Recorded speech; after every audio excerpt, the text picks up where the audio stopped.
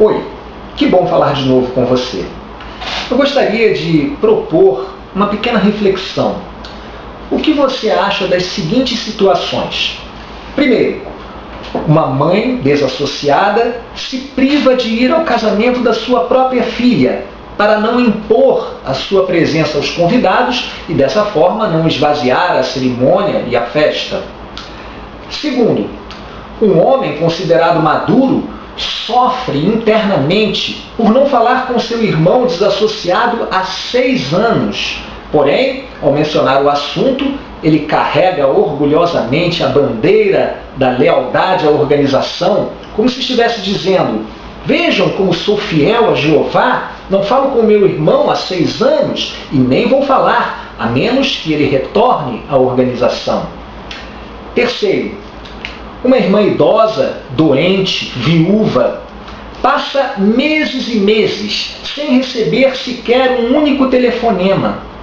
Mas quando um irmão do qual ela muito gostava, porque era o único que se importava e ligava para ela, esse irmão sai da organização, imediatamente ela recebe vários e vários telefonemas para comunicá-la: irmã, você não pode mais falar com fulano. Ele agora é um inimigo nosso, um inimigo de Jeová. Após o aviso importante e amoroso, tudo volta à sua velha rotina, ou seja, ignoram solenemente a ela e as suas necessidades. Se você ainda não sofreu o efeito desumanizante de uma doutrinação religiosa, então você deve ter ficado chocado. Mas eu vi e vivi essas situações e outras também. E posso afirmar, elas não são incomuns entre as testemunhas de Jeová.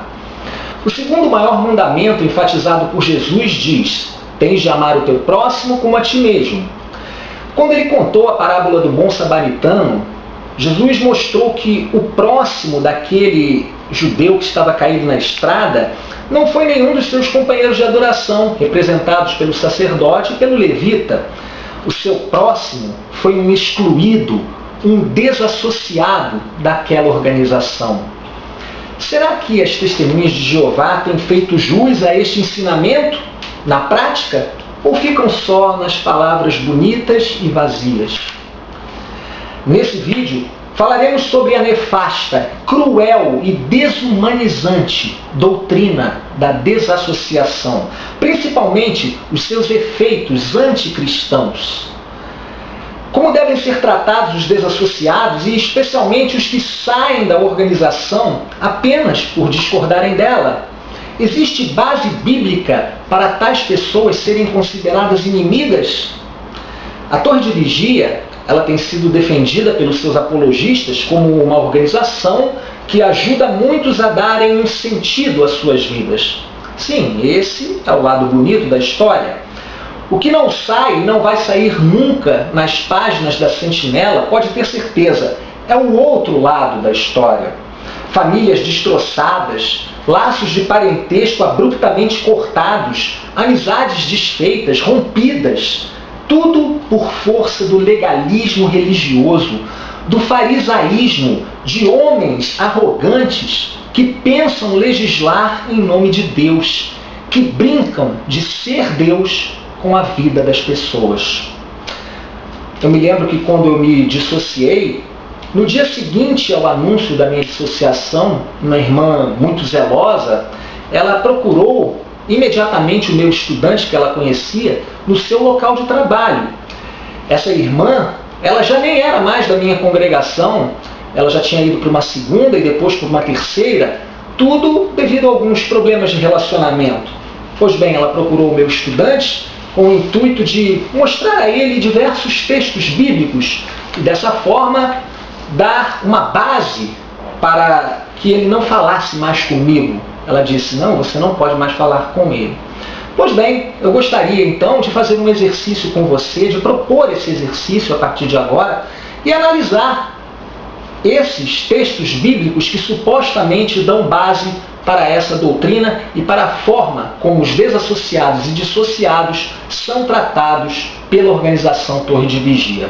O primeiro deles é o mais conhecido de todos e o mais usado, o apóstolo Paulo, aqui na sua primeira carta aos Coríntios, no capítulo 5, no versículo 11, onde nós lemos assim: mas eu vos escrevo agora para que cesseis de ter convivência com qualquer que se chame irmão, que for fornicador, ou ganancioso, ou idólatra, ou injuriador, ou beberrão, ou extorsor, nem sequer comendo com tal homem. Bom, primeiramente eu gostaria de dizer que, embora a palavra desassociação não esteja na Bíblia, a ideia de uma disciplina existe. E ela está clara aqui quando no versículo 13 o apóstolo Paulo fala: removei o homem iníquo de entre vós. Então existe a ideia de uma disciplina no sentido de afastar de um convívio pleno uma pessoa que está se mostrando realmente contrária ao cristianismo pela sua conduta, né? Será, porém, que Paulo está falando de uma doutrina imposta por uma autoridade central mediante um tribunal eclesiástico a portas fechadas, semelhante a uma comissão judicativa das testemunhas de Jeová? Não há nada, absolutamente nada na Bíblia que indique isso. Paulo, ele não estava falando aqui de pecados pontuais, mas de pecadores empedernidos. Ele está falando aqui de pessoas que fazem do pecado, desses pecados relacionados aqui, um procedimento contumaz na sua vida. Pessoas que são fornicadoras, são gananciosas, são idólatras e assim por diante. No contexto do capítulo 5, se você observar todo o contexto, ele cita um caso de imoralidade flagrante naquela congregação de Corinto, né? Algo que era feito nas barbas de todo mundo, sem que ninguém tomasse uma providência. Na sua segunda carta, Paulo volta inclusive a falar do assunto no capítulo 2, quando ele insta ali para que o homem fosse perdoado e que confirmassem o seu amor por ele. Novamente nós podemos perguntar: seria isso uma espécie de readmissão oficial de cunho organizacional por meio do mesmo tribunal eclesiástico? Note o que ele diz aqui em 2 Coríntios, capítulo 2, no versículo 6. Nós lemos assim: esta censura da parte da maioria é suficiente para tal homem. Notaram? Se o apóstolo Paulo diz aqui que essa censura era da parte da maioria, isso significa que havia uma minoria que não censurou este homem daquela maneira proposta. Ou seja, havia pessoas que não deixaram de ter convivência ou de se associar com aquele homem. Isso mostra claramente que não havia uma imposição organizacional por meio do apóstolo Paulo de qualquer liderança eclesiástica. O que havia, em termos de disciplina e de censura na congregação, era em base pessoal, individual. Tanto que o apóstolo Paulo, ele não ameaça ninguém de expulsão ou de excomunhão da congregação por não ter seguido aquela orientação. A maioria, como vimos, seguiu.